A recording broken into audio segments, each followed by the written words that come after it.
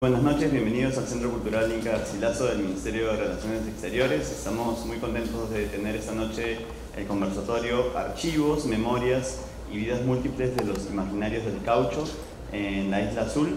Este evento se realiza en el marco de la exposición Isla Azul, Láminas de Iquitos, del artista Malú Cabellos, que tenemos en la sala del primer piso de nuestro centro cultural. Y que ha tenido mucho éxito y está desde diciembre del año pasado y que los invitamos a todos a visitar. Tenemos para esta noche la presencia de Malú Cabellos, la fotógrafa que ha hecho esta exposición Isla Azul. Ella es licenciada en Sociología por la Universidad Mayor de San Marcos y graduada del Máster Latinoamericano de Fotografía Contemporánea del Centro de la Imagen. Ella ha participado en diversos proyectos fotográficos, incluyendo la Isla Azul, Láminas de Iquitos. Y tenemos también la suerte de tener a María Eugenia Ilia, que es licenciada en Arte por la Universidad Nacional Mayor de San Marcos y magíster en Museología y Gestión Cultural por la Universidad Ricardo Palma. Ella ha realizado diversas curadurías, publicaciones enfocadas en el estudio del Museo Nacional Peruano, el indigenismo, el arte tradicional andino y la pintura amazónica contemporánea. Y actualmente es profesora en la Pontificia Universidad Católica del Perú y en la Universidad Ricardo Palma.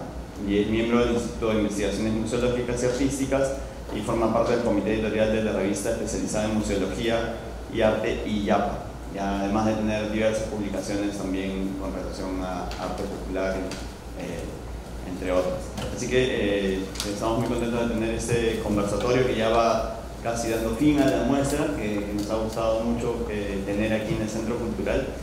Muy bienvenidos todos y con ustedes la palabra. Gracias. Bueno, quiero agradecer a Malú Cabellos por invitarme a estar acá frente a ustedes en este conversatorio. Desde luego también a los organizadores del Centro Inca Garcilaso. Creo que para mí es un súper honor poder compartir una vez más con todos. Y en particular puedo decir que estoy bastante agradecida, sobre todo porque he venido de un modo conociendo la carrera, la trayectoria de Malú. Recuerdo mucho su primera exposición individual, de alguna manera tuvimos que ver en algunos de sus proyectos y creo que es bastante enriquecedor ver cómo ella a través del tiempo ha ido comenzando, ha tenido toda una serie de búsquedas que dan cuenta de una permanente reflexión y un interés sobre todo en temas de mucha complejidad, ¿no? Memoria Inca, no sé si ustedes recordarán esa muestra, era en realidad plasmaba, buscaba, ella hizo una búsqueda muy importante de todas estas festividades de la captura y la muerte del Inca, ¿no? Este tema de identidad que está tan presente en las memorias locales y que creo que esa permanente indagación también revela sin duda tu mirada de socióloga, que no escapa a todo lo que tú vienes haciendo, ¿no? En este caso, con Isla Azul también nos da cuenta de otras búsquedas que ya más que la mirada puramente documental, ¿no? Está sí indagando principalmente en temas que también traslucen susceptibilidades, temas de memoria que finalmente están siendo siempre retomadas con la necesidad de ser y tener nuevas interpretaciones, ¿no? Entonces, una de las principales cosas que le comentaba a Malú que he percibido dentro de esta muestra y que ella también ha contribuido a poder darnos elementos para pensar más en cómo el arte contemporáneo cada vez está más enfocado o tiene como una especie de paradigma de la memoria permanente, ¿no? Esta necesidad de los artistas actuales de buscar, indagar en los archivos, ya sea archivos documentales, archivos fotográficos, es algo que nos está marcando muchísimo a nivel mundial. Es decir, si uno sale y ve exposiciones, se da cuenta de que hay esta búsqueda, hay este interés, ¿no? Y eso se debe entre diversos aspectos a estas nuevas maneras de entender los archivos, ¿no? No entenderlos ya o no verlos como elementos cerrados que legitiman, sino ya comenzar a ver que son sistemas de enunciación, sistemas que tienen que ser repensados, redescubiertos, ¿no? Tienen que comenzar a leerse desde otras claves que sin duda buscan establecer nuevas interpretaciones que, si bien van a siempre depender de quienes lo trabajan, sin embargo nos permiten aproximarnos de otros modos. Es decir, los archivos se convierten en esta suerte de elementos que tienen que ser redescubiertos, ¿no? Que ya no son inamovibles, que no son objetivos claramente, es algo que se tiene muy en claro, sino que son construcciones, y como tal nos permiten a todos, aquellos que nos interesamos en estos objetos, entender no solamente los objetos en sí, valga la redundancia, sino entender los procesos que están detrás, ¿no? Las sociedades que están detrás, que se encuentran dentro de todos estos corpus que forman estos archivos, ¿no?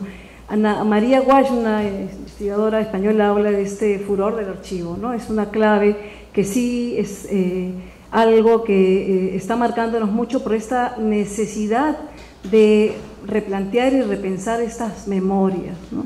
Algo que nos atraviesa y que en Malú la podemos claramente ver en esa búsqueda y esa necesidad de darle un sentido distinto a estos archivos, por ejemplo, del caucho, que ella claramente está trabajando, ¿no? Está darle una vuelta, subvertir los silencios que tenía para poder darle una nueva mirada, ¿no? Entonces, eso de algún modo forma parte de toda esta primera lectura del trabajo de Malú. Pero ya viene el reto desde el punto de vista, creo que como el desafío personal que ella va a tener, es de trabajar los imaginarios del caucho, ¿no? Es un tema, creo que bastantes de nosotros estamos enterados, ha habido muchísima información circulando en los últimos años respecto a cómo, en particular, la Amazonía, que de por sí despierta una serie de conceptos que desde luego reflejan utopías, miradas colonialistas, construcciones siempre realizadas desde situaciones de poder, ¿no?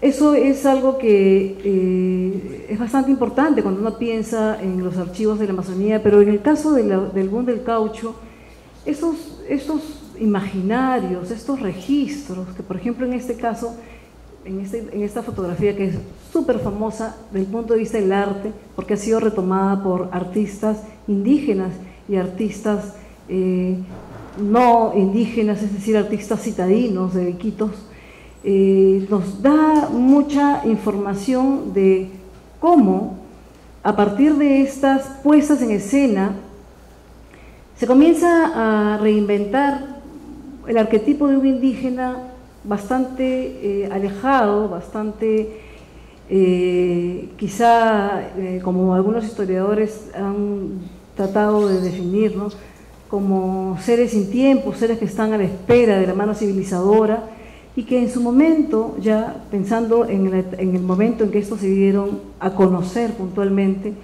se van a convertir en documentos importantes, en documentos que en teoría, para el contexto en el que se estaban divulgando, transmitían verdades, transmitían hechos que eran casi irrefutables, porque cuestionar los archivos o cuestionar las imágenes es algo que se ha aprendido a hacer en los últimos años. En estos momentos, en el año, esta fotografía está publicada en el 15, pero es mucho más temprana, 1900 probablemente 8, 9, en esos años, estos elementos eran fuentes fidedignas de lo que pasaba y cómo vivía la población indígena. Y era por consiguiente indispensable para poder fundamentar la necesidad de civilizarlos en el marco de una actividad cauchera, extractiva, violenta, esclavista, liderada por Julio César Arana, que va a ser tan compleja en sus actividades, sobre todo desde el punto de vista de la vulneración a los indígenas, y además también establecida a nivel geopolítico. Estamos hablando de una casa que tenía sede, sí, en Iquitos, en toda esa zona, desde luego que estaba en el ámbito del Caquetá y del Putumayo, pero como va a tener capital inglés y también norteamericano, va a tener casas en estos países, en las ciudades más importantes. Entonces, estos documentos servían precisamente para argumentar que este tipo de situaciones, este tipo de convivencias, quizás no civilizadas, para los que trataban de argumentarlo, construyen estas ideas que quedaron muy ancladas por mucho tiempo en nuestro imaginario, ¿no? Acá vemos otras imágenes también de Rodríguez Lira. En realidad hay diversos fotógrafos que van a estar circulando en esta región por las denuncias que ya existían desde 1906-07 aproximadamente, incluso en Iquitos, y que van a hacer bastantes registros fotográficos. Las imágenes, aquellas no las he traído porque sería realmente hablar mucho del tema, pero Rodríguez Lira en particular es importantísimo porque fue contratado por Julio César Arana, es decir, estas fotografías son hechas por encargo y como tal están de algún modo reflejando el interés del cauchero, ¿no? No me voy a extender mucho más, pero vale la pena observarlas porque nos muestran muchas cosas, han habido muchísimos análisis. Está Alberto Chirif, está Jean-Pierre Chomel, Manuel Cornejo, Juan Carlos Lacerna, investigadores que en estos últimos años han contribuido muchísimo a entender más la procedencia, los contextos en que fueron realizados todos estos imaginarios, ¿no? Y sobre todo a desmitificarlos también, a tratar de entender qué cosa había detrás de todas estas imágenes, que en muchos casos eran manipulados en el sentido en que eran publicados, ¿no? Acá vemos otras imágenes de Rodríguez Lira, ¿no? Este hallazgo de Jean-Pierre Chomel, un investigador, que siguiendo el paso de este fotógrafo español contratado por la Casa Arana, hizo este descubrimiento en los archivos del Río Agüero y pudo armar mucho mejor la procedencia de estas imágenes, como les digo, circulaban mucho en prensa incluso, y en libros especializados en la época, ¿no? Acá vemos otras imágenes más, ¿no? Quizá una de las cosas que valga la pena entender respecto o advertir respecto a los personajes retratados y a la decoración corporal es que existen fotografías que tienen, como vemos en este caso, mucha decoración corporal y otro grupo importante que no, ¿no? Eso nos habla de dos contextos bastante armados en los que fueron producidos, ¿no? Es decir, son imágenes para nada espontáneas, desde luego, y basta ver la mirada de las personas, de los jóvenes que están en estas fotografías, para entender que finalmente eran claras puestas en escena para poder tener estos discursos, estas narrativas visuales. Como les dije, estas fotografías de Rodríguez Lira van a ser incorporadas a textos que van a tener circulación internacional. Eso es lo de algún modo, también lo importante de estos imaginarios en particular, los imaginarios del caucho, que como había una atención importante a nivel, desde Inglaterra, debido a las denuncias, ¿no? La sociedad antiesclavista, Estados Unidos, que los viajeros van a hacer las primeras denuncias de los maltratos, esto va a dar la vuelta al mundo. Es decir, estos imaginarios, en realidad, más que desde una simple circulación local o limeña, van a circular a nivel mundial, ¿no? El otro fotógrafo que tiene mucho que ver ya con el trabajo puntualmente de Malú es Silvino Santos, este fotógrafo portugués que va a ser contratado por la Casa Arana, contactado probablemente por Carlos Rey de Castro, que va a también hacer un registro importantísimo, y de ese registro es que Malú va a comenzar a indagar, a buscar, a darle un sentido al trabajo que ella se ha encomendado, ¿no? Esta es una portada de un periódico para poder percibir cuál era la llegada local de estas fotografías, ¿no? Esta es una foto tomada en el 12 y que va a ser utilizada en ese momento para dar a conocer un poco los resultados de esta comisión consular, pero al mismo tiempo para entender cuál era el orden, el sistema en que estaba construida esta sociedad, ¿no? No hay nada que se escape de la mano, ¿no? Acá hay claramente un acomodo, una puesta en escena, ¿no? Que nos habla de los caucheros con esta vestimenta claramente occidental, trajes claros, ¿no? Y los demás peones, los personajes, ¿no? Y eso va a ser algo que se va permanentemente en los últimos años tratar de releer, tratar de descubrir, ¿no? Carlos Rodríguez Castro puntualmente va a ser el ideólogo de toda la defensa de Julio César Arana. Él va a esgrimir todos los argumentos posibles para poder dar a entender en todo momento a nivel nacional e internacional que las masacres, que el exterminio de casi 30.000 indígenas de esa zona en realidad no existieron, ¿no? A pesar de que ya los jueces peruanos previamente habían levantado las denuncias y tenían muchísima información que constataba eso, y que además ya había venido acá al Perú Roger Casement y había podido recoger testimonios en su viaje de los barbadenses y de las personas que le pudieron argumentar fehacientemente cuáles eran las maneras de extracción y desde luego pudo constatar con descripciones bastante detalladas y que realmente son espeluznantes, son terribles, imposible de repetirlas, lo que había sucedido en estos espacios. Entonces, estamos hablando acá de posturas contrapuestas, narrativas contrapuestas, y la de Carlos Rodríguez Castro es la que va a defender la campaña colonizadora, extractiva, abusiva y esclavista de Julio César Arana, ¿no? Este álbum de fotografías es el punto de partida de la mirada de Malú Cabellos. Es este documento que tiene también una historia más allá de lo que tiene en sí mismo.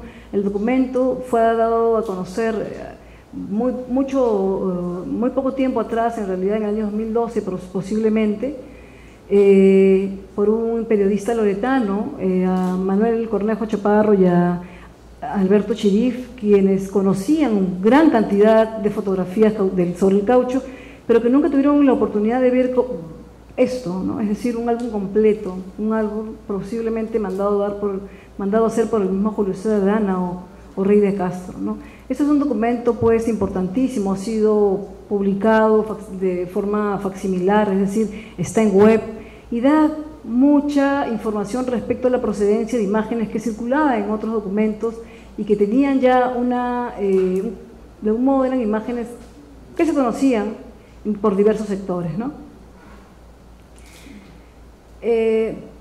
Lo que recoge acá va a ser el viaje de esta comisión de dos cónsules, el cónsul británico Tom Mitchell y el cónsul norteamericano Fuller. Ellos van a estar acá en esta intención de cotejar todas las denuncias y entonces estratégicamente Arana va a formar parte de esta comitiva y también Carlos Rodríguez Castro, que es el ideólogo de Arana.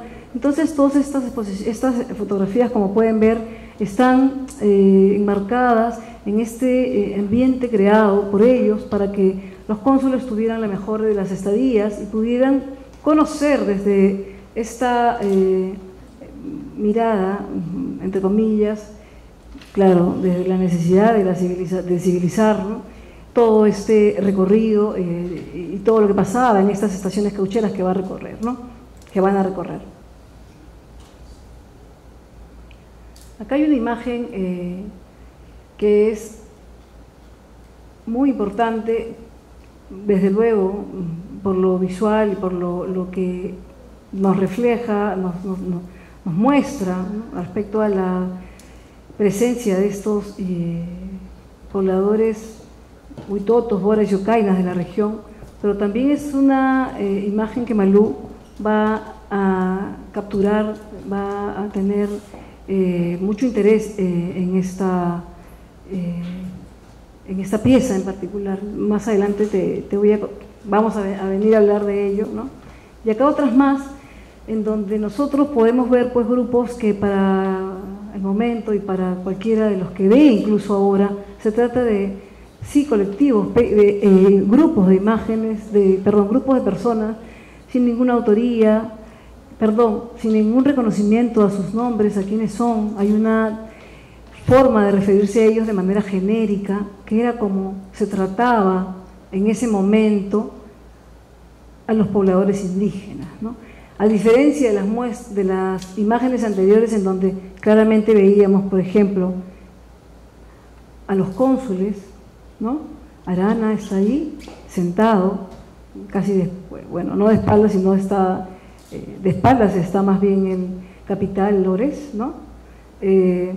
Está Stuart Fuller y el cónsul inglés, es decir, acá podemos identificarlos, ellos tienen identidad, ¿no? En las demás fotografías, perdón, ya no tenemos identidades, ya son indígenas y nada más, ¿no? Esto constata la manera en la que estos pobladores eran considerados en este momento, ¿no? Y bueno, no quiero exagerar, pero como hasta ahora en muchos sentidos algunos sectores de la sociedad lo sigue considerando desafortunadamente, ¿no? Estas muletas colonizadoras que todos venimos cargando lamentablemente, ¿no? Acá vemos igual parejas de esposos, son imágenes que tienen una importante elocuencia, ¿no? Respecto a los rostros, las actitudes, las miradas de indignación probablemente, ¿no? Acá vemos otras más, ¿no? Vemos una escala también entre jerarquías a quienes tenían las escopetas, quienes no, cómo hay todo ese sistema, que es el sistema producto de un capitalismo mal entendido, un capitalismo agresivo, ¿no? Y al mismo tiempo son imágenes que pueden tener una lectura en clave antropológica, ¿no? Una que nos habla, por ejemplo, de estas viviendas multifamiliares importantísimas, desde el punto de vista ritual, desde el punto de vista cultural de estos grupos amazónicos, ¿no? Y también nos dan información de fiestas y vestimentas de uso ritual, ¿no? Nuevamente acá los cónsules, no me quiero extender muchísimo.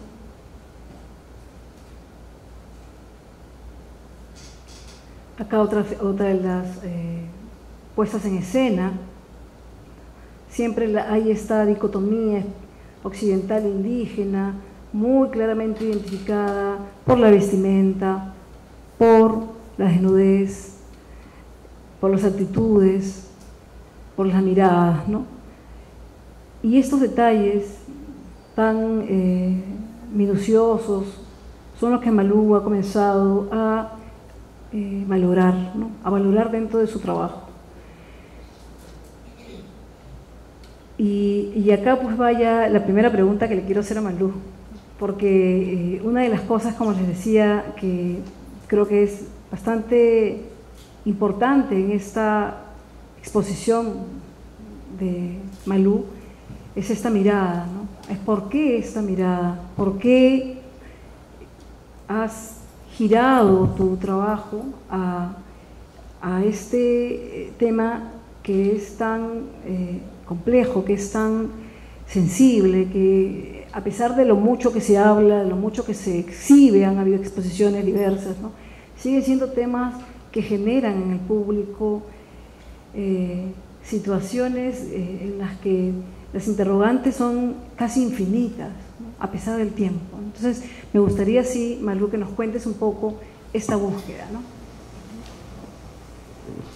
Bueno, mi interés en los archivos de la época del caucho nacieron en realidad en las primeras exploraciones a la ciudad, que fue cuando me encontré con un mural, que luego también vamos a hablar específicamente de ese mural, y que era un mural que reproducía una fotografía del 1911, que era una fotografía, una escena como del fin del día en un campamento cauchero, ¿no? Y a partir de eso llegué a la foto original, que era la foto histórica, y entonces empecé a querer buscar qué cosas más se habían hecho. Yo conocía algo del trabajo que habían hecho el Centro Amazónico de Antropología sobre estos temas, habían ya publicado algunos libros, habían hecho exposiciones sobre toda esta época del caucho, basado básicamente en los archivos fotográficos, pero a mí lo que me motivaba era que era una historia que yo en ese momento no la conocía del todo, y es porque es una historia que no ha sido contada, ¿no? No ha sido contada, es una historia que no es parte como de la historia oficial o sea, no es algo que se nos enseña en los colegios, ¿no? Por ejemplo. O sea, y es una historia que tiene que saberse, porque finalmente hay como que varios puntos transversales, pero también se trata casi de un genocidio, ¿no? Hasta ahora no se sabe exactamente cuántas personas murieron, porque no, o sea, cuántos indígenas murieron, se dicen 30.000, se dicen 60.000, en un periodo casi de 35, 40 años, más o menos, ¿no?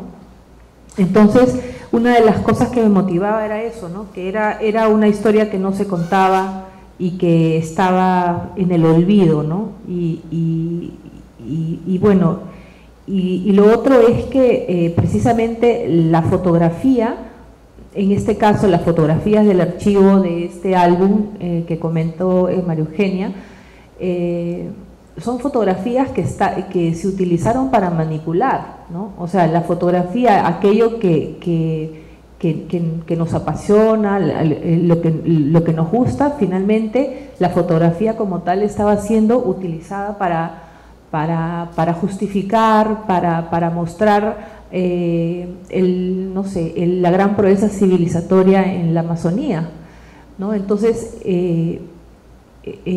revisando todas esas fotos veía eso, ¿no? Y entonces ahí es que nace mi interés por querer reutilizar esas imágenes, ¿no? Darles otro sentido, ¿no? O sea, si finalmente la fotografía existe, que es algo lo que nos apasiona como tal, y luego están las fotografías de esta época que fueron utilizadas para manipular, entonces yo quería volver a utilizar esas fotos para poder decir otra cosa, ¿no? En principio trataba de… Casi todas las fotografías a las que tuve acceso eran como fotografías de grandes grupos, como masas de gente, como si fueran parte del paisaje, ¿no? Entonces yo quería como individualizar, darles una identidad, ¿no? a estas personas y traerlas al día de hoy, ¿no? Y bueno, fue todo un proceso de cómo podía encontrar el camino correcto para poder traerlas, ¿no? Y que finalmente fue vas a colocar, terminó en lo que es la instalación que está en la sala negra, al fondo de la muestra hay una sala negra que terminó en esa instalación, ¿no? No sé, algo más. Sí, ciertamente, y acá pasamos a hablar de la instalación. Una de las cosas que la muestra de Malú nos revela, ¿no? Es esa búsqueda que ella tiene, bueno, independientemente de estos archivos, de la captura de la imagen, de esta poética con la que ella construye y busca en la ciudad de Iquitos, ¿no? Es toda una… la muestra puede ser varias muestras al mismo tiempo, tiene un hilo conductor efectivamente, pero son temas que se construyen y que se pueden leer también en solitario, ¿no? Y hay algo que es bastante enriquecedor de todo este proceso, que tiene que ver con estos soportes poco convencionales que utiliza Malú, ¿no? Y que además tienen mucho,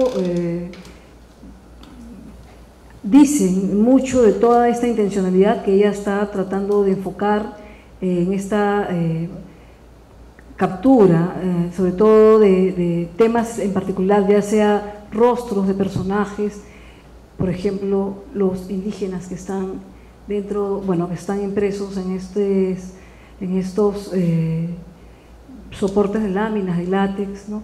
Eso es algo que nos dice, creo que bastante de este espíritu que ella tiene de siempre estar ahí buscando el lado más difícil, el lado más complejo, el lado además de darle un sentido que sea muy orgánico, ¿no? Porque no es gratuito pues nada, y no se ha quedado nada de lado. Lo mismo se ve en la instalación que inicia la muestra y la impresión sobre Yanchama, ¿no? Ya estamos hablando de la Yanchama, ahora el soporte de los artistas más conocidos quizá del universo indígena amazónico, me refiero a Rember Bruce, a Víctor Churá y artistas que, bueno, han dado muchas luces al arte indígena de la región, y es algo que ella también ha utilizado con esta necesidad de construir todo este objeto con toda esta intencionalidad, ¿no? Entonces, la yanchama también es algo que tú has tenido allí presente, la has buscado, ¿cómo llegaste a trabajar este material? Y sobre todo la cianotipia, ¿no? La cianotipia, que es esta técnica también que nos va introduciendo a estas otras formas, estos procesos químicos que hay detrás, ¿no? A todas esas indagaciones ya desde el punto de vista de técnicas, bueno, que Manu nos tendría que explicar mucho mejor, ¿no? Bueno, una de las cosas que me propuse cuando inicié el proyecto es tratar de hacer cosas, o sea, de que llegue un momento en el que me exija hacer cosas con las manos, es buscar este uso de la actividad manual, ¿no? Porque me parece una cosa muy, muy hermosa, es algo como que me remite al inicio del ser humano en la tierra, creo, ¿no? Entonces es una actividad muy bonita. Entonces sí, siempre he estado buscando qué cosa podía hacer manualmente. Y bueno, cuando ya empecé a fotografiar Iquitos, encontré el edificio azul, el color azul, el libro azul británico, y entonces eso me llevó a la cianotipia. La cianotipia es un proceso antiguo del siglo XIX, es uno de los primeros procesos fotográficos de impresión. Se logra mezclando dos químicos y colocando su solución sobre un papel o alguna tela o algún soporte, y luego eso con ayuda de algún negativo o de alguna textura se expone a la luz ultravioleta y se revela, ¿no? Entonces hice mucha experimentación con la cianotipia, pero sobre cartulina, porque no conseguía la yanchama. La yanchama me llegó casi al final del límite de la exposición. Y bueno, lo que hice con la yanchama es básicamente es una serie de ofrendas, ¿no? Era como, esto es como el fin del proyecto. Era un momento como de cerrar el proyecto en sí, ¿no? Y recrear el río y usar algunas de las imágenes que me habían acompañado durante todo el proceso, ¿no? Y bueno, ¿por qué buscar otro tipo de soportes, ¿no? Porque en principio por experimentación, por salirme de lo convencional, y porque también pienso que salirme como del estado de confort que solemos tener, o sea, siempre te va a traer cosas muy ricas, ¿no? Para cualquier proceso creativo, ¿no? Y además porque en sí la yanchama es una fibra que sacan de una corteza de un árbol, y esa corteza la convierten casi como en telas. Tiene una textura muy, muy peculiar. Entonces, de hecho que tiene una carga, una trama que aporta mucho, ¿no? O sea, si nosotros podemos ver en la imagen, ¿puedes? Sí, a ver.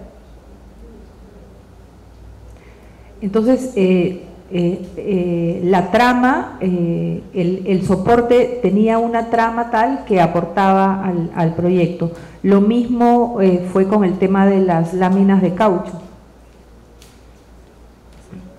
Debe estar pesado el archivo. No, dice, a ver, perdón, acá lo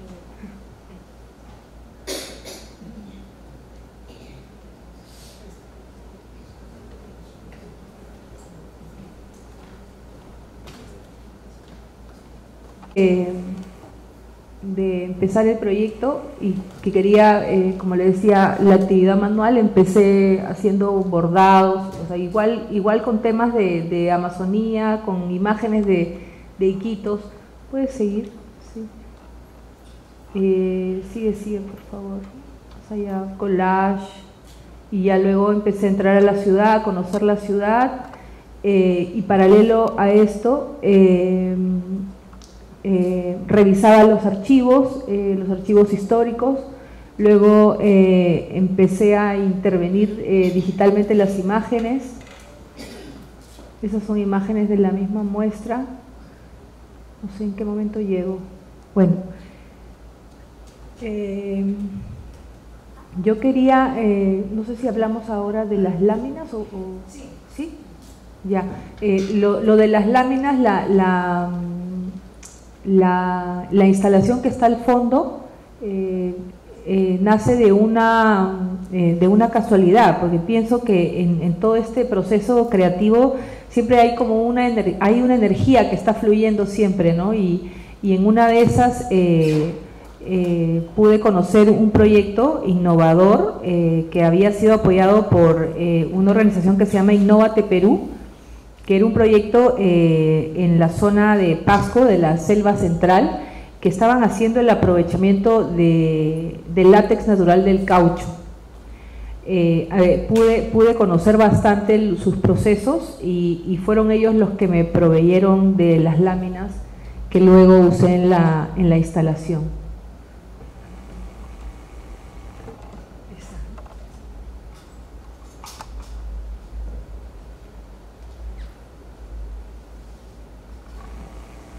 Sí, comentábamos con Malú que efectivamente trabajar ya una serie de repertorios de imágenes que de algún modo habían tenido atención de investigadores, de curadores, que ya habían exhibido este álbum en particular, era todo un desafío, ¿no?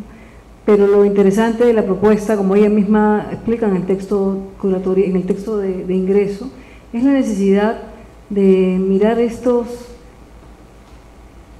personajes, ya no, bueno, desde esa percepción más de la mirada del investigador, del grupo, del espacio, ¿no?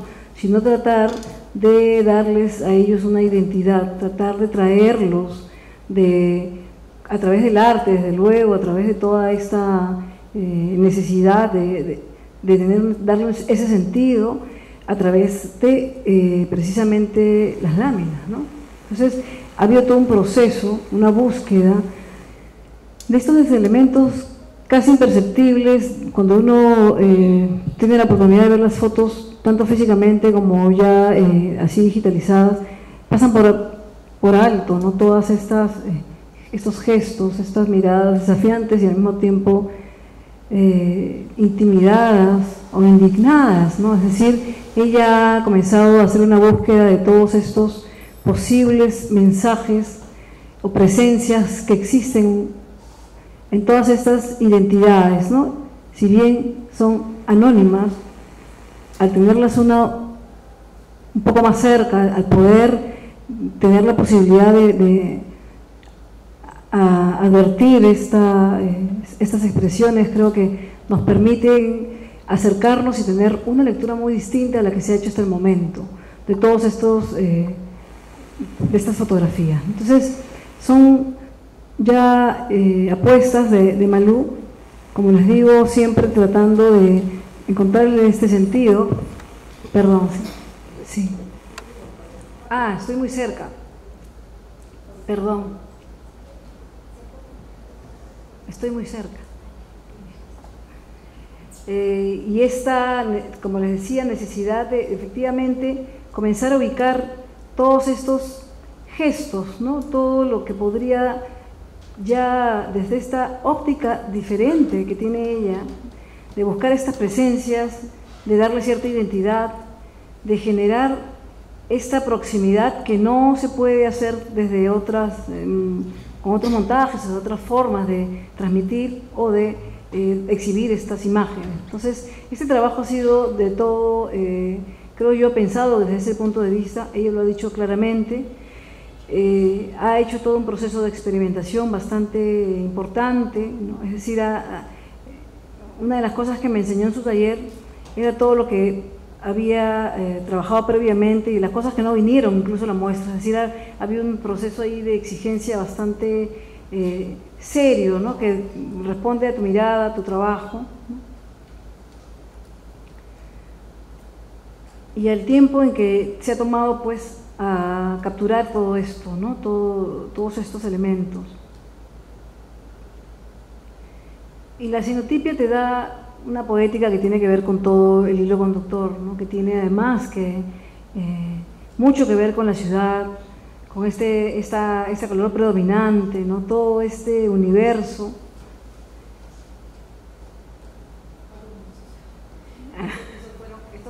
Esas fueron también otras búsquedas. Empecé también, una de las cosas que también me gustó, pero al final no lo dejé ahí nomás, es el grabado. Empecé a hacer grabado con estas imágenes, pero al final lo descarté. Me gustaba mucho el grabado sobre el cobre, pero al final lo descarté, ¿no? Lo puse acá como para que vean un poquito todas las vueltas que he dado para poder llegar a lo que se ha mostrado, ¿no?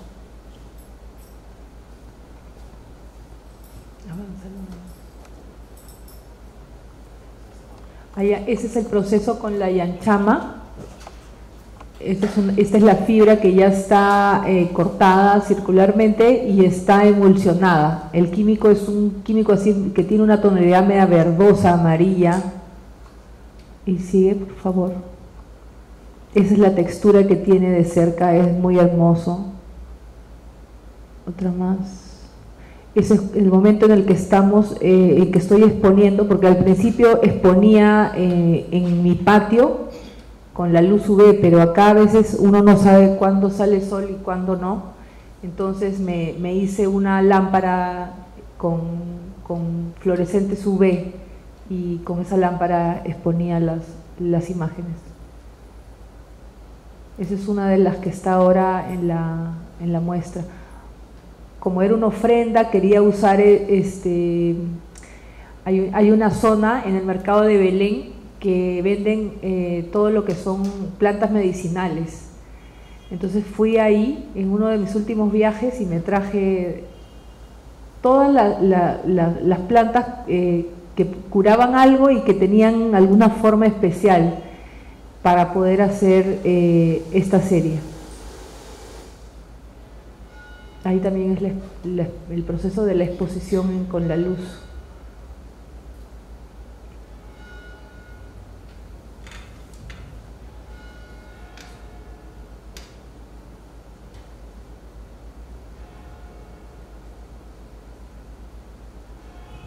Esas son las láminas. Las láminas, bueno, yo conocí este proyecto de aprovechamiento del látex por una casualidad.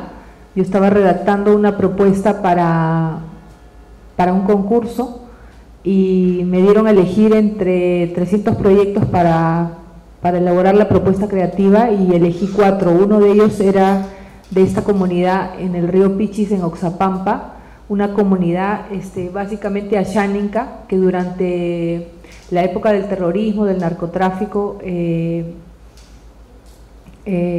estaba prácticamente sitiada, ¿no? Ellos incluso cultivaban la hoja de coca, la vendían a los narcotraficantes. Luego ya en los 90 llegó la erradicación de los cultivos y ellos se quedaron sin una fuente de ingresos. Los pobladores mayores recordaban que sus antepasados habían utilizado el látex y que pensaban que aprovechándolo podían ganar algo de dinero, y así arman el proyecto con algunos técnicos ya más jóvenes, pobladores más jóvenes de ahí, y se presentan a Innovate Perú, que cofinancia este tipo de proyectos innovadores, ¿no? Y yo los encontré así. Entonces les pedí que me envíen muestras y esperé y les hice pruebas de impresión diferentes hasta que resultó, ¿no? Sí. ¿Cómo hacen estas láminas?, se preguntarán.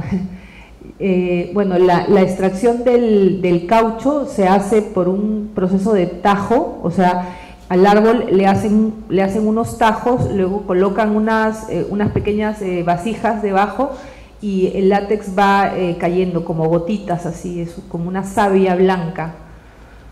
y bueno, cada poblador tenía marcada la estrada, que es como la cantidad de árboles que va a tajear y que va a aprovechar, ¿no? Entonces tienen marcado el camino, y de tal forma que en menos de 8 horas entre ida y vuelta deben de recoger el látex para poder laminarlo, porque si pasa más tiempo se endurece y ya no lo pueden hacer. Entonces una de las formas como ellos venden el látex es en las láminas. Entonces en cada casa tienen como unas laminadoras artesanales, entonces el látex que han recogido en su estrada van rápido y lo laminan, ¿no? Y lo venden así. Luego ahora están haciendo otro tipo de cosas con el látex, están haciendo telas para hacer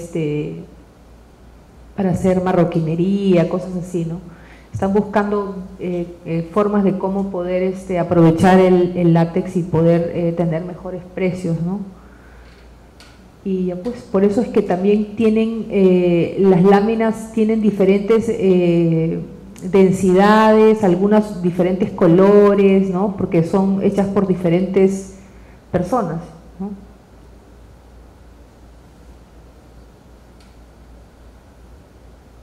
Todas las imágenes del archivo del CAP de este álbum, yo las había estado trabajando en forma de negativo, ¿no? Y acá me parecía que calzaba perfecto, porque las láminas son translúcidas. Si no tienen la luz detrás, tú difícilmente puedes percibir la imagen que está impresa. Entonces me pareció interesante poder jugar con este efecto de revelar la lámina a través de la luz. Si ustedes se van a dar cuenta, en la instalación está puesta de tal manera, está puesta concéntricamente, pero la iluminación la tiene desde atrás lateralmente, ¿no? O sea, sin esas luces nosotros no podríamos revelar la imagen, ¿no? Es por eso que jugaba un poquito el nombre de revelado, como revelar fotográficamente, y como de rebelión, ¿no?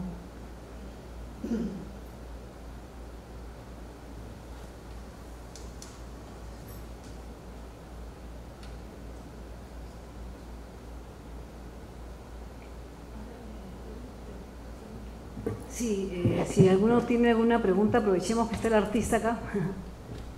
Sí, por favor.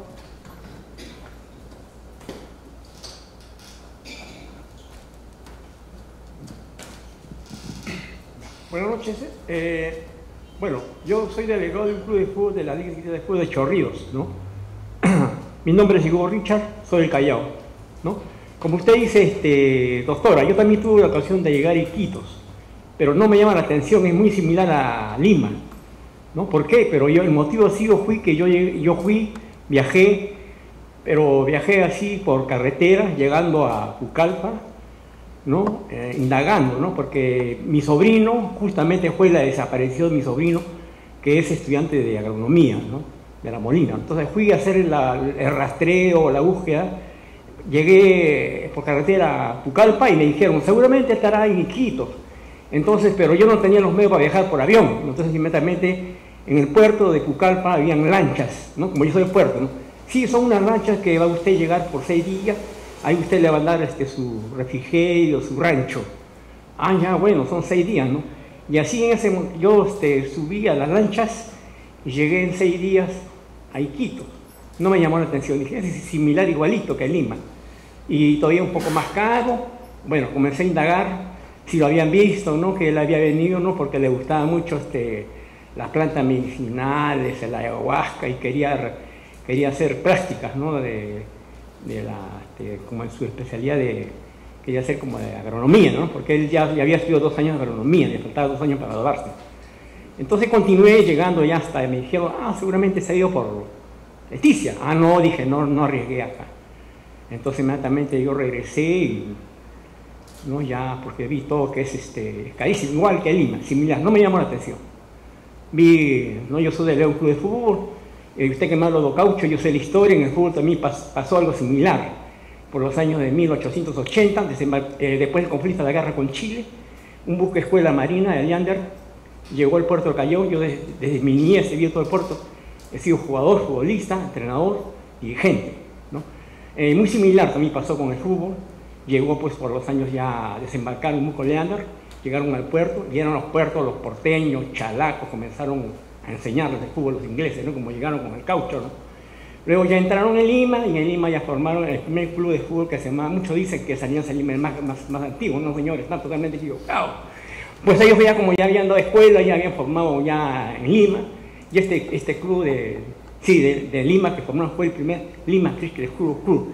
Y luego viene otro club que decano que desapareció, se llama el Ciclista Lima, por los años 1897, y luego sí le doy la razón que ya sí, otro viene Alianza Lima más popular. ¿No? No, ya, sí, eso puede ser. Gracias.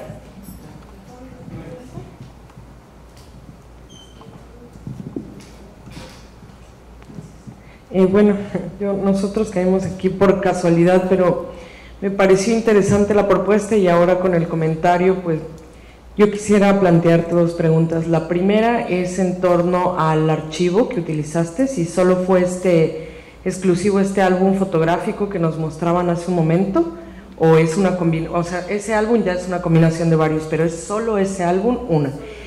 Y la otra, una cosa un poco más conceptual, digamos. Muchas de las fotografías que aparecen en este álbum, como ya se ha mencionado en este conversatorio, son o bien retoques o bien, de hecho, ya por la formación misma, montajes de esa realidad cauchera. Y luego tú tomas estas imágenes y vuelves a hacer un montaje, ¿no? Un nuevo montaje, una nueva manipulación de las imágenes, ¿no? Quizá con algunos objetivos diferentes a los que tuvieron en ese momento, pero me parecería interesante escuchar qué es lo que tú encuentras de estas imágenes que te estarían hablando efectivamente de estos personajes que quieres retratar, ¿no? Hace rato la comentarista nos hablaba de estas miradas, ¿no? De este anonimato, de esta ambigüedad que existe, ¿no? Pero ¿qué es lo que tú, digamos, en este trabajo artístico encontraste que te habla de esas personas en imágenes que ya fueron manipuladas desde su nacimiento mismo para ya decir un discurso, ¿no? Ya hecho, ¿no? No sé si está un poco claro Ya, mira, las fotos que he utilizado sí son precisamente del álbum. ¿Por qué? Porque, bueno, son las fotografías a las que tuve acceso y las que tuve permiso para poder hacer la intervención, ¿no? Porque este álbum está en custodia del Centro Amazónico de Antropología y yo les conté al inicio, mi proyecto no sabía bien cómo iba a terminar, pero más o menos le di unos lineamientos de lo que yo quería hacer. A Manuel Cornejo, que es el encargado ahí, y ellos, bueno, me permitieron poder usar el archivo, ¿no? Y sí, precisamente eso, ¿no? Es un juego de manipulación, ¿no? Es un juego. O sea, de hecho, lo que yo les dije, ¿no? Que la fotografía, que era algo, normalmente uno se acerca a los archivos históricos con asombro, ¿no? No sé, con una sensación como que estás descubriendo cosas, pero en este caso eran cosas que estabas descubriendo como algo así como una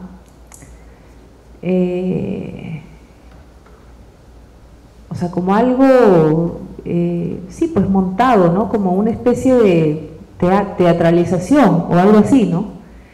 Y bueno, lo que me molestaba era eso, y por eso la intención era que yo quería recuperar a estas personas, sacarlas de esta situación de masa, porque yo, o sea, esa era la intención, ¿no? Y recuperarlas, darles como una identidad, hacerlos semejantes a nosotros, ¿no? Tal vez tratar de que ustedes o yo misma me imaginaba y me ponía a pensar qué edad podían tener, o sea, pensar en ellas también, ¿no? Pensar que a veces pensaba y decía, podía ser yo, ¿no? Porque yo he trabajado bastante la imagen de mujeres, ¿no? y eso, ¿no? O sea, yo creo que en el momento en el que tú te colocas a la par de algo y puedes mirarlo a los ojos, creo que eso te coloca en un estado de reflexión que es muy rico, ¿no? Eso es más o menos, esa era la intención. Sí. ¿Alguna otra pregunta?